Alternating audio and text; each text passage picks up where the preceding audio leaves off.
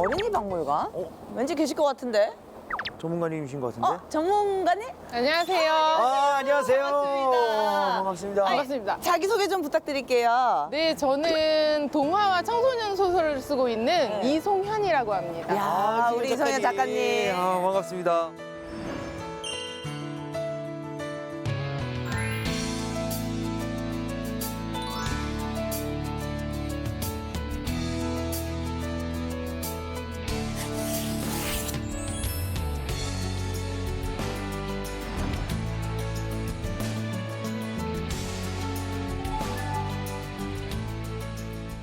저희가 오늘 이렇게 안대랑 헤드셋을 받았거든요. 네. 이게 과연 동화랑 무슨 관련이 있을까요? 아주 흥미로운 관련이 있습니다. 오늘 이 두 상품?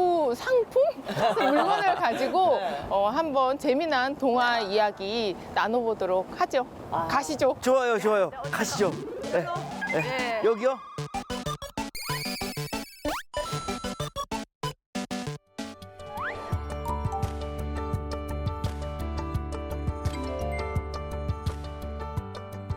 이번에 제가 이제 받은 힌트가 바로 이 안대인데요. 이게 도대체 어떤 내용인가요? 안대하면 우리가 왜 뭔가 잠잘 때도 쓰지만 끔찍한 일 같은 거 보기 싫을 때 가리기도 하잖아요. 오늘 제가 그래서 소개할 내용은 바로 무시무시한 동화에 대한 이야기입니다. 동화가 무시무시하다고? 그러니까 저희가 생각하기에는 되게 예쁘고 아름답고 막 샤방샤방하고 막 이런 느낌이 있는데. 네, 일반적으로 우리가 생각하는 동화는 어린이들을 위한 거니까 순하고 곱고 아름다운 이야기들을 생각하는데요. 우리가 살펴보면 굉장히 예상하지 못했던 끔찍하고 또 잔인한 이야기들이 숨어 있다는 거를 오늘 아마 살펴보실 수 있을 거예요. 잔혹동화, 잔혹동화. 재밌겠다. 그치? 예전에 개콘에도 이런 코너가 있지 않았나요? 제가 했었죠. 어른들을 이세진 위한 씨가 동화. 있었구나. 네, 맞아요. 맞구나. 잔혹동화 이런 게 있었어요. 변사또가 짝사랑하고 춘향이 약간 그런 거였어요. 맞아요. 네. 그러면 그 뭐 좀 저희가 들을 만한 이런 동화가 있을까요? 네, 제가 본격적으로 얘기하기 전에 무시무시하지만 교육적인 이야기를 세 편 해드릴 건데요.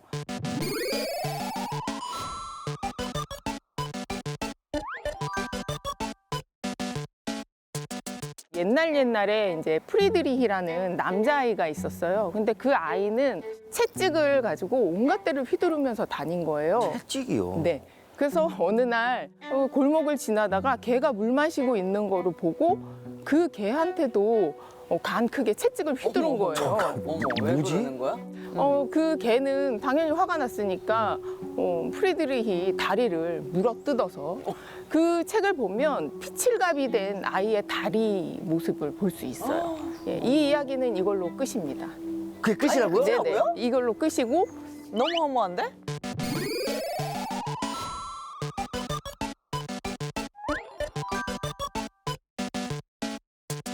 두 번째 얘기는 새 아이가 나와요. 어느 날 길을 가는데 한 흑인 아이를 발견하게 돼요. 그 흑인 아이를 보고 이 새 아이가 따라가서 놀려요. 아, 이 새카만 아이, 잉크병처럼 새카만 아이라고. 그걸 지켜본 지나가던 성인 니콜라스라는 분이 너무 화가 나서 너희들도 똑같이 당해라 해서 잉크병에 이 아이 셋을 다 집어넣어서 그 지나간 흑인 아이보다 더 새카맣게 만들었다는 오, 기괴하다. 기괴한 이야기가 있습니다. 오, 재밌다. 근데 좀 이게 계속 빠져드네. 그러니까.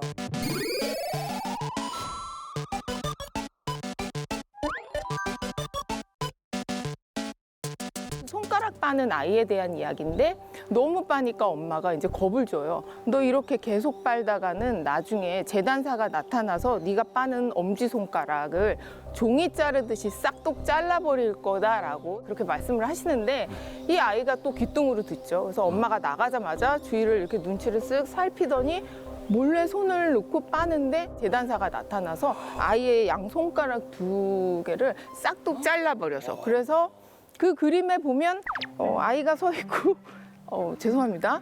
바닥에 잘린 손가락이 이렇게 딱 남아있는 예, 그런 이야기가 있습니다. 이게 동화라고요?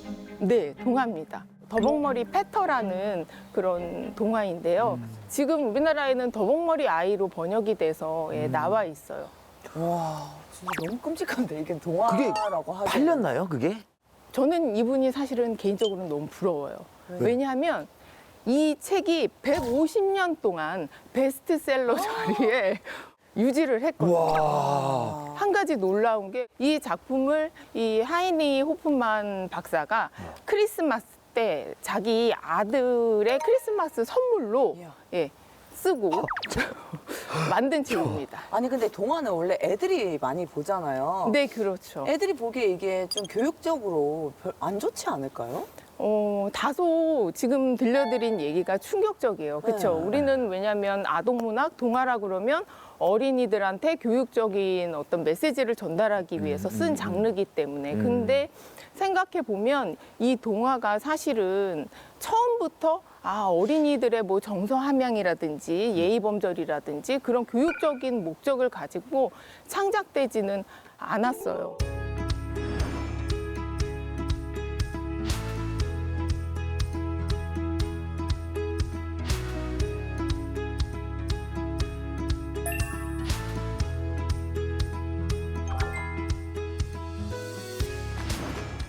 두 분께서 아시는 동화 작가, 유명한 동화 작가, 작가요? 예, 있을까요?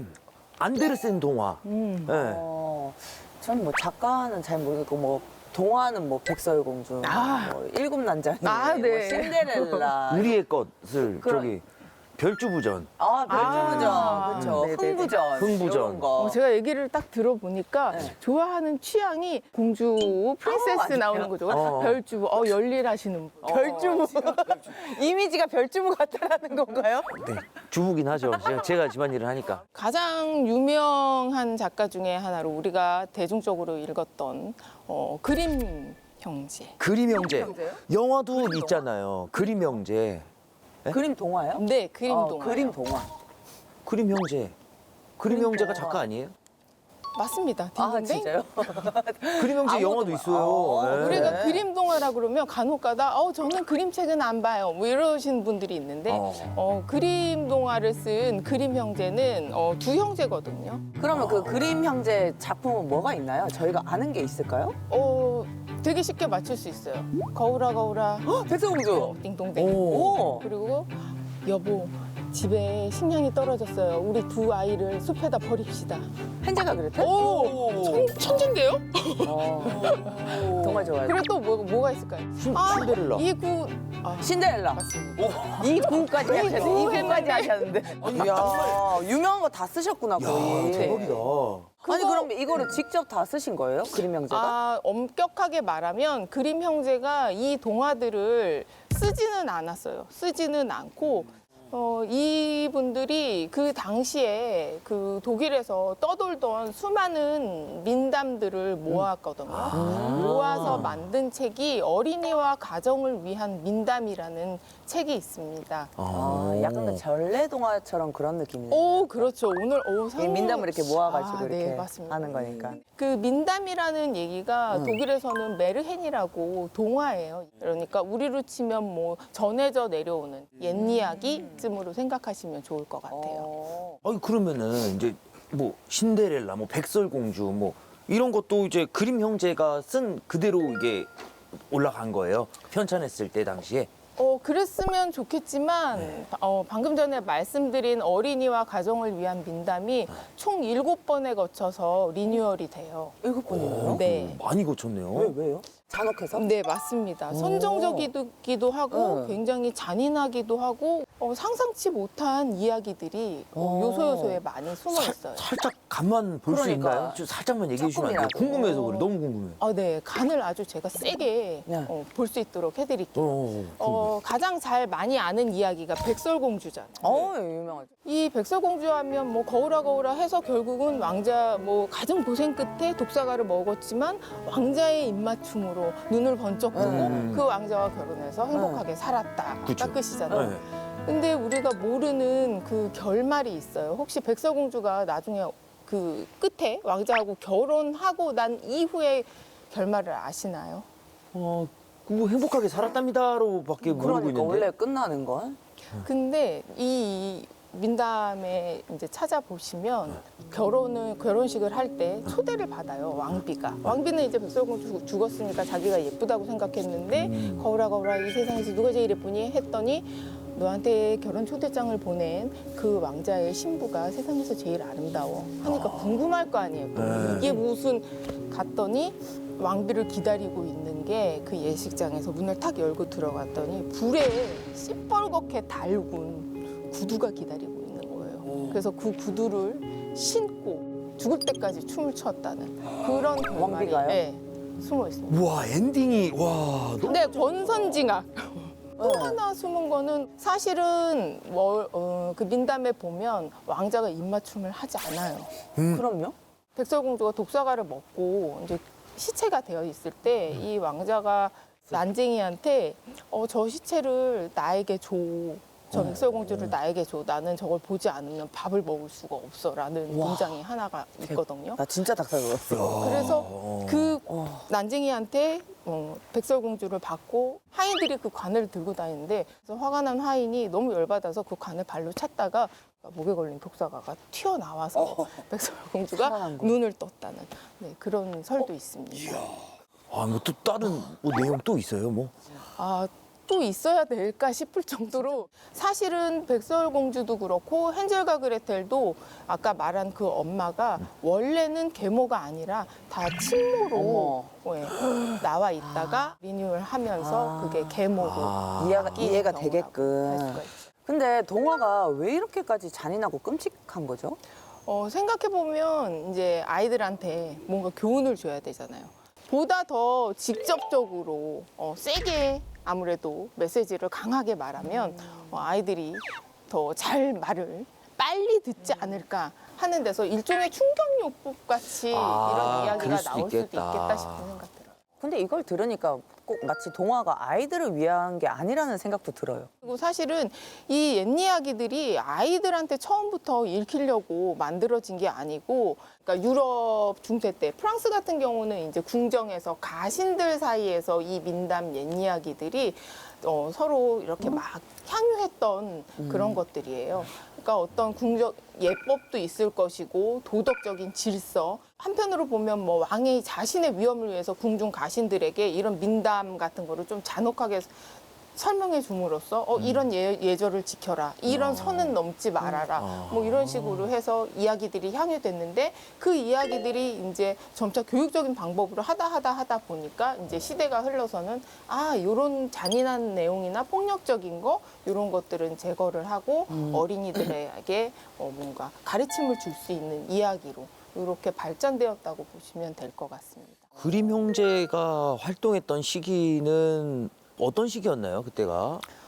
중세다 보니까 그때는 기독교적 그 아. 성향이 되게 강했던 때예요. 그러다 보니까 이 이야기들을 오늘 우리가 얘기한 동화들 말고 다른 데도 보면 그런 기독교적인 영향을 받은 작품들이 많이 있어요. 근데 그 중에서도 특히 그 민담을 모으고 수집하는 일에 집중했던 것은 그 당시 시대적 배경이랑도 약간 연관성이 있는데요. 약간 그 이질적인 독일 민족들을 하나로 정치적으로 이렇게 통일시키기 위해서 이 민담 이야기들을 수집했다고 해요. 왜냐하면 그 옛 이야기들을 통해서 그 사람들이 가장 원하는 이상적인 독일인의 모습 이런 거를 발견하고 싶어 했던 것 같습니다.